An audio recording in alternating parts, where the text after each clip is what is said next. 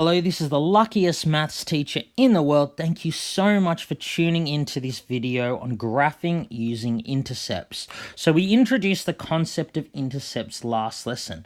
The y-intercept is where the line hits the y-axis. The x-intercept is where it hits the x-axis. Remember, the y-intercept is the y value when x equals 0, and the x-intercept is the x value when y equals 0. So what are we going to use this for today? Well, we're going to get an equation like y equals 3x minus 3, and we want to graph it. So in the previous lesson, we were using table of values. Now, you could draw up a table of values to graph this, but that's very time consuming. There is a quicker way.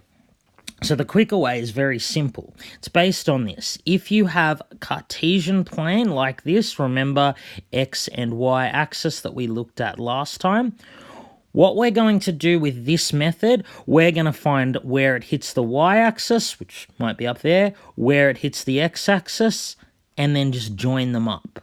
Okay? It's as easy as that. That's what we're doing today.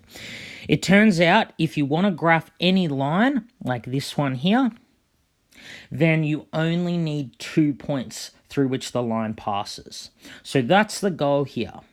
We find the x-intercept, we find the y-intercept, and then we join them up. So for y equals 3x minus 3, I'm going to rewrite that equation. To find the y-intercept, I'm going to change x to 0. So I'm going to rub out my x and change it to 0. Remember, 3x means 3 times x. So 3 times 0 minus 3 is just minus 3. The y-intercept here is minus 3. Now, let's take the equation, y equals 3x minus 3. We're going to find the x-intercept by letting y equal 0. So we get rid of y and change it to 0. Now we have an equation to solve, but this is really easy to solve. At x by itself, I'm going to start by adding 3 to both sides. I get 3 is equal to 3x, and then of course I divide each side by 3. I get x equals 1. So the x-intercept of this line is 1, and the y-intercept is minus 3. So graphing this is actually going to be very easy. So we set up our Cartesian plane like always, x-axis horizontal, y-axis vertical, and I'm just going to plot the two intercepts. So the y-intercept of minus 3, I'm going to plot the point 0, minus 3. So 0, minus 3 is this point right here. So for the x-intercept, it's the point x is 1, y is 0. So I go along the x-axis to x equals 1, and I just plot it. Now that I've plotted those 2 points, all I need to do is join them up. It's as simple as that. So after you've graphed a line like this, make sure that you label it. So there should be arrows on each end to indicate it goes forever in both directions, and we label it just by putting the equation on, y equals 3x minus 3. So note, you also need to have your axes labeled like I did here, the 1, 2, 3, all that kind of stuff. That needs to be labeled as well so we know that we're right. So that's done. Let's look at another example. So I'm going to rub out what's on the right-hand side of the slide. Please pause and copy down if you need. So let's graph the line x plus 2y equals 4. Once again, we're not going to set up a table of values. That would take too long. We'd end up having to solve an equation every time we picked an x value.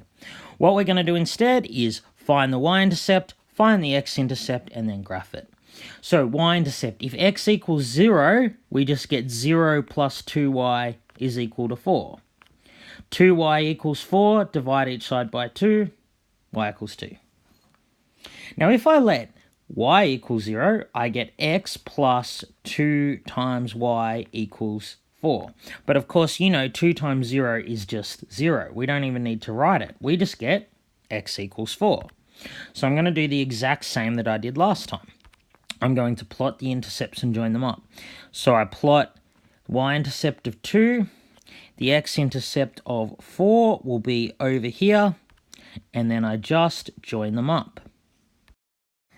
And there we have it, we're done, except for just needing to label the line, so arrows on both direction, and then put the equation on x plus 2y is equal to 4. So the last one I'll do is 3x minus 2y equals 6. So we're not going to do that any different, even though it might look slightly different to the ones that we've just done. So to find the y-intercept, I let x equal 0. So if I let x equal 0, I get minus 2y is 6. This time I need to divide not by 2, but by minus 2. So y is minus 3. Now, if y equals 0, I just get 3x equals 6. Divide each side by 3. I get x equals 2. So for this line here, I'm going to do the same as I've done in the previous examples. Plot the y-intercept, plot the x-intercept, and join them up. So join them up, and once again, arrows at the end, and I write my equation. 3x minus 2y equals 6. So how easy is this? Find the x-intercept by letting y equal 0. Find the y-intercept by letting x equal 0. Join them up, and you're done.